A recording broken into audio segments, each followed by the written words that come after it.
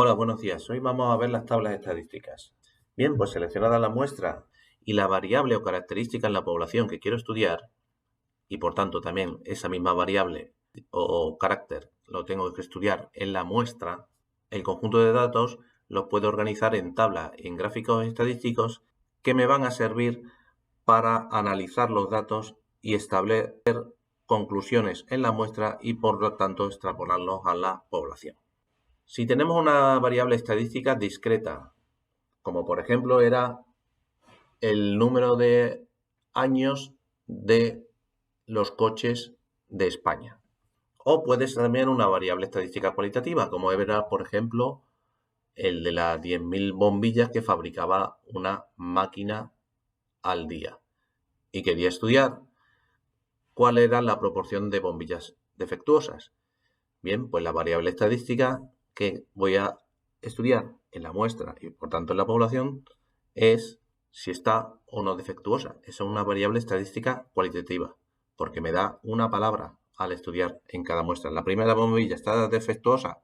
Sí. ¿La segunda bombilla está defectuosa? No. ¿La tercera bombilla? No. Sí, no, son palabras. Esas son las modalidades, ¿vale? Bien, pues representamos entonces los valores x u y de la variable estadística discreta o las modalidades. Y a su lado vamos a representar, aquí ponemos los valores de la variable estadística x, los numeritos si son variable estadística discreta o las modalidades, sí o no. ¿Vale? Los dos ejemplos. Y aquí a su derecha vamos a establecer la tabla de frecuencias. Bien, ¿a qué llamamos frecuencia absoluta f sub i del dato x sub i? Es el número de veces que aparece ese dato. Número de veces que aparece este dato. Lo pongo aquí. Por ejemplo, el número de urgencias en un centro de salud en un determinado mes han sido estos. 30 datos. Bien, el dato 0, ¿cuántas veces se repite? Pues el 0, ¿verdad? 2, 2 veces. Hay 2 ceros. Pues la frecuencia absoluta del dato 0 es 2. La frecuencia absoluta del dato 1, 3, 4, 5, 6 y 7. La frecuencia absoluta del dato 1 es 7. Por tanto, la frecuencia absoluta f sub i del dato x sub i es el número de veces que se repite ese dato. Evidentemente, toda la suma de la frecuencia absoluta será el número total de datos que tenemos. Aquí, todas estas columnas, todas estas frecuencias absolutas, tienen que sumar el número total de datos que tenemos. Que tenemos 15 por 2, 30. La suma de todas las frecuencias absolutas tiene que ser 30. ¿A qué llamamos frecuencia relativa h sub i del dato x sub i? Es el cociente entre la frecuencia absoluta y el número total de datos. Es decir, ¿cuál es la frecuencia relativa del dato 0? Pues 2 partido por 30.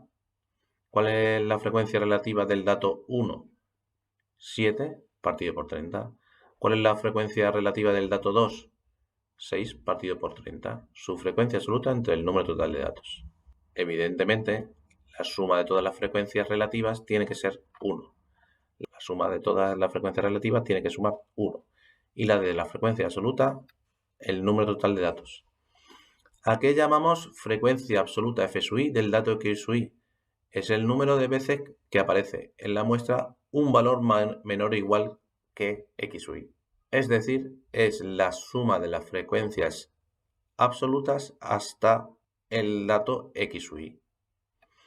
Por ejemplo, ¿cuál es la frecuencia absoluta acumulada del dato 0? 2. ¿Cuál es la frecuencia absoluta acumulada del dato 1? 2 más 7, 9. ¿Cuál es la frecuencia absoluta del dato 2?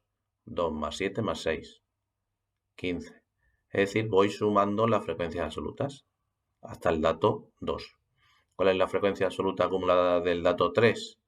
2 más 7 más 6 más 5, 20. Este 20 también se puede obtener como 15 más 5. Este 15 se ha obtenido como 9 más 6 también. ¿Qué es lo que ocurre? Que la última frecuencia absoluta acumulada del último dato, pues será el número total de datos. La última frecuencia absoluta será el número total de datos.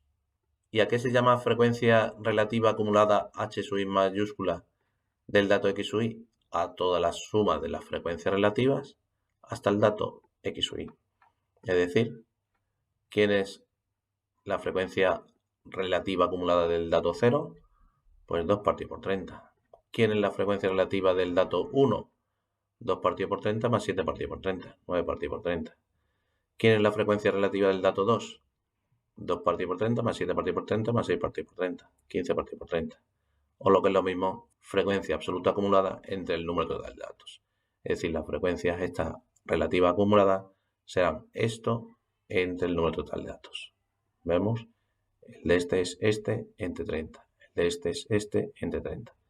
¿Qué es lo que ocurre? Que la última frecuencia relativa acumulada valdrá 1. Bien, pues en este ejemplo del número de urgencias de un centro de salud en un determinado mes, ¿qué hacemos si te vienen aquí los 30 días, no?